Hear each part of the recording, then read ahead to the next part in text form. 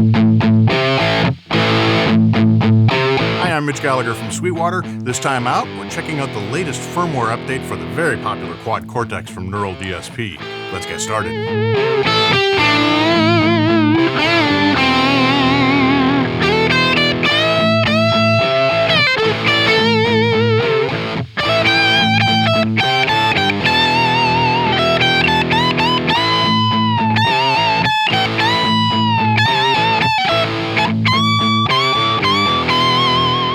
Today we're looking at version 1.3 firmware for the Quad Cortex from Neural DSP. This update includes a ton of new features. It also includes an all-new looper, a freeze effect, new effects, modulation, delay effects, and more, as well as new amplifiers and cabinets. Let's take a look. To begin, let's take a look at how you perform a firmware update on a Quad Cortex. It's a very simple process. Let's go ahead and update the firmware in this Quad Cortex. So I'm going to connect the power here, let it go through its boot up cycle.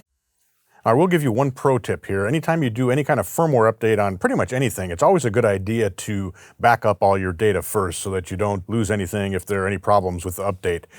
We've done that, so I'm going to go ahead here and get us onto the Wi-Fi. Now once we're on the Wi-Fi, the unit will probably update itself, but you can also do it manually. If we come here to Settings, click on that, go to Device Options, Device Updates. We can download that update, and the Quad Cortex will pretty much take it from there. Once the download has completed, then we're ready to install. Simply click Update. As you can see there, pretty much everything is disabled while the update is going on. So you want to do this when you have enough time for the Quad Cortex to go through the entire cycle before you need to play through the unit. Once the update is loaded and installed onto the Quad Cortex, you simply need to reboot, and then we should be ready to go. Okay, at this point we've rebooted the Quad Cortex and we're pretty much ready to go. And we can see here a list of what was done in the update, the new features and those kind of things. But let's take a look through and see all the changes that happened with 1.3, as well as going back to some of the changes from 1.2. Let's begin by taking a look at the looper. That's one that's been eagerly anticipated. And the looper that comes in the new firmware is very powerful, yet it also is very easy to use. So let's go ahead and click on the block. I've got it inserted here, second to last in my chain. When you do that, you come to what's called the performance page. And this is where you can basically hit the foot switches to access the different functions of the looper. So for example, to record a loop, we can simply click record. Notice that it's waiting. It says armed, but it's not recording yet. It's waiting for an audio level to come in before it starts.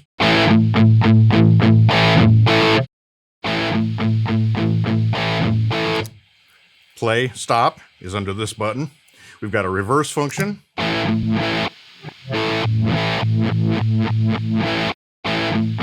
We can also half speed.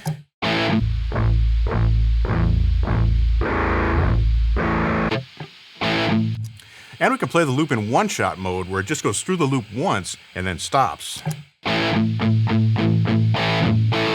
Two other cool features, you can now duplicate the loop, and when you do that, you basically take the loop and paste it after itself, making a longer loop. So normally you'd hit play, the loop would play through, it'd go back to the beginning and repeat.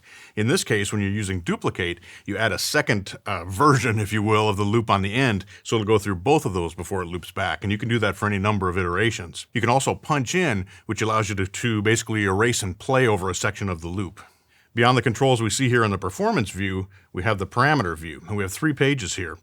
And these parameters allow you to set how the looper functions. So for example, we can set the playback level for the loop. I've got it 6 dB down, so it drops down in level so you can play over the top of it. You can set your overdub level.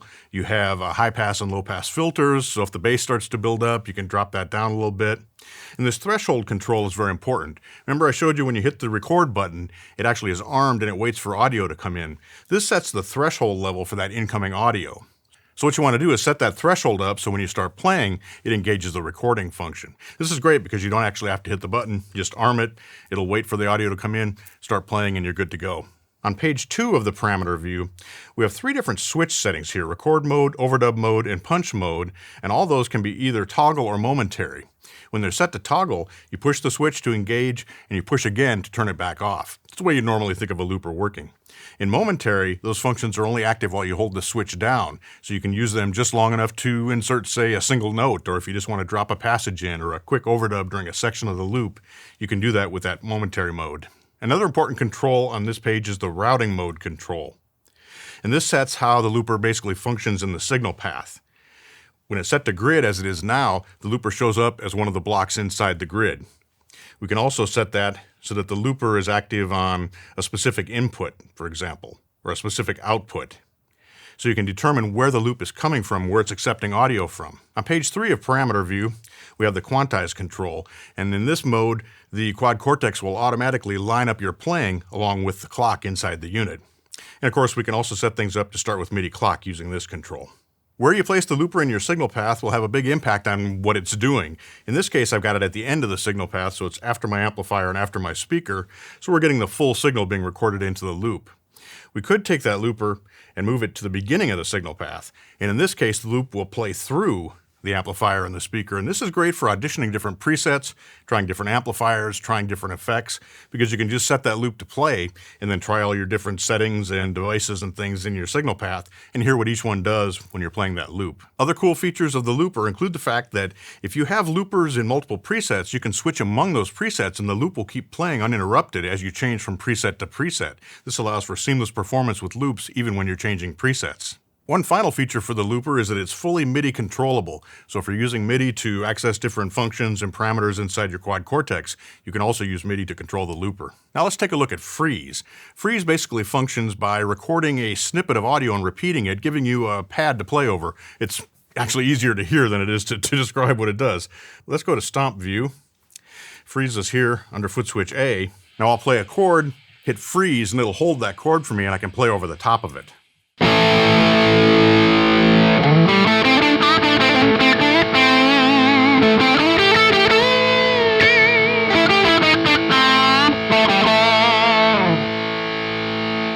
If we go back, we can also access parameters for the freeze module. We can manually turn it on and off using the switch. We can set it up for momentary mode to only hold the note or the chord that you're playing while you're holding the switch down. We can set the attack time so that the freeze function fades in. And just as important, we can set the release time, which controls how quickly it fades out when you turn it off. We can balance the dry signal with the frozen signal. We have high pass and low pass controls for shaping the sound as well. But we've got more than just the freeze and the looper in the new version of the Quad Cortex. We've also got 9 new amplifiers and 3 new cabinets. Now what you've been hearing so far in this video is the Brit UBL, which is based on a Marshall Silver Jubilee. We can open that up and take a look at it here. There's also a Brit UBL clip, lead clip.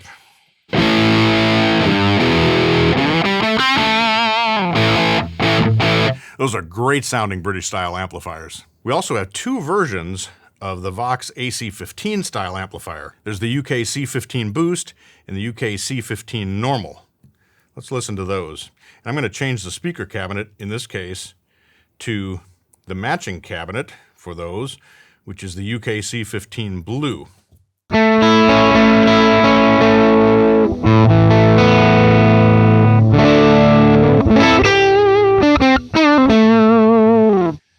Now we can swap over to the C15 Boost.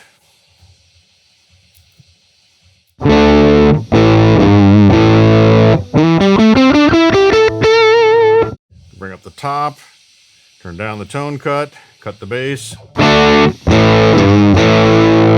Switch to hot from cool.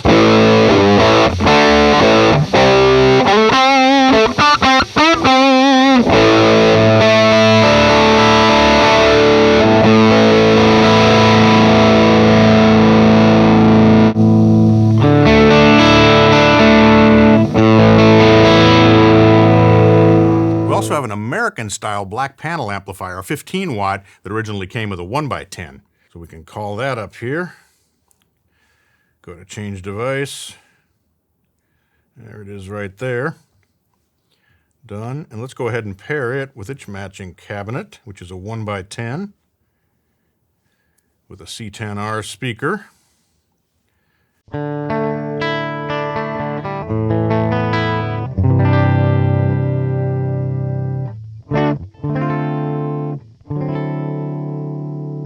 We have 4 different versions of a 4x10 amplifier that was originally designed for bass players, another American style amplifier. But even though it's designed for bass players, many guitar players love these amps as well. So we'll go to change device here, And we will move to Bass Lad Bright, and we will switch to the matching 4x10 cabinet with PR10 speakers.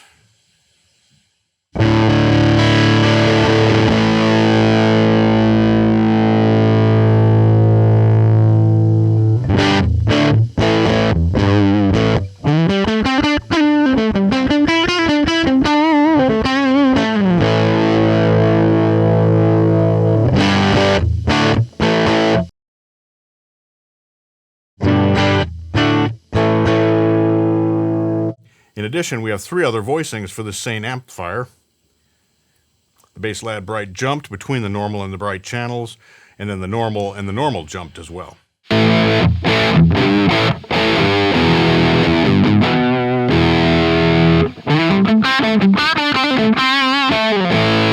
We've got 2 different delay types. We've got an analog delay and we've got a slapback delay. Let's go ahead and add those. Scroll up here to our delays.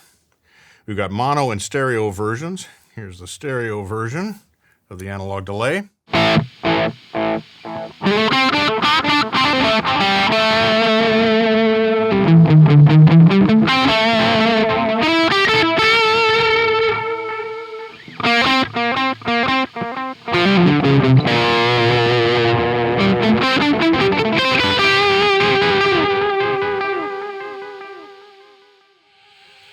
In addition, we have the new slapback delay.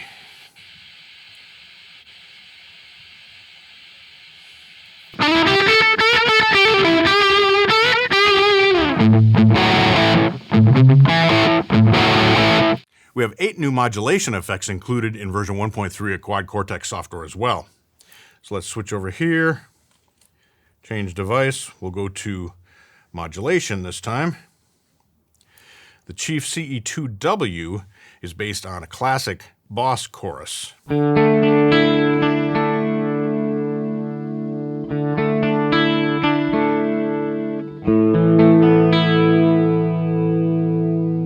We have several different voicings for this as well.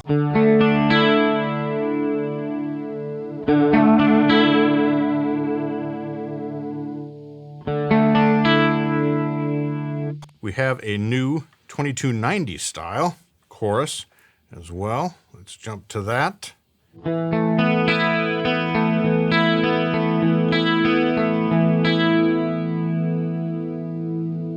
That's a nice lush sounding chorus. Dream chorus comes from the Dreamscape pedal. Change device, we'll go to Dream chorus. All right.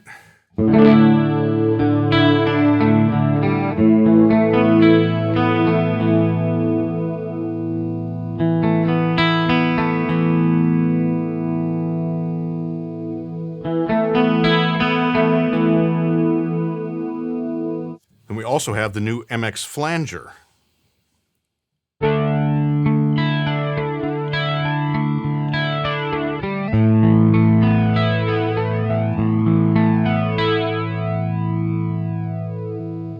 Now that's a new feature in the Quad Cortex version 1.3 as well. You can now double tap on a block to bypass it or to re-engage it. So here's bypassed. Double tap, re-engage.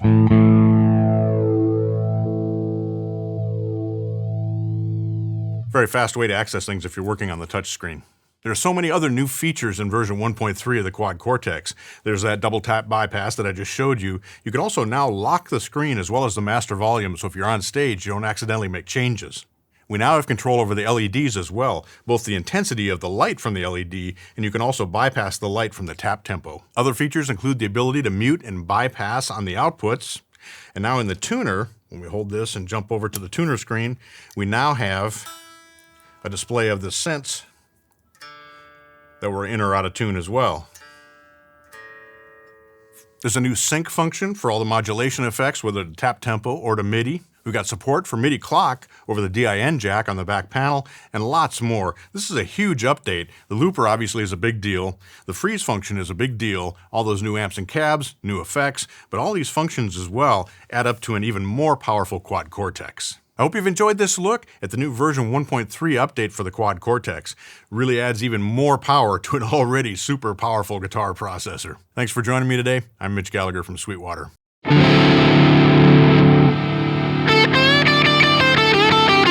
Thanks for watching. Be sure to like, comment, and subscribe. Click here for more videos like this, or start at sweetwater.com for all your music instrument and pro audio needs.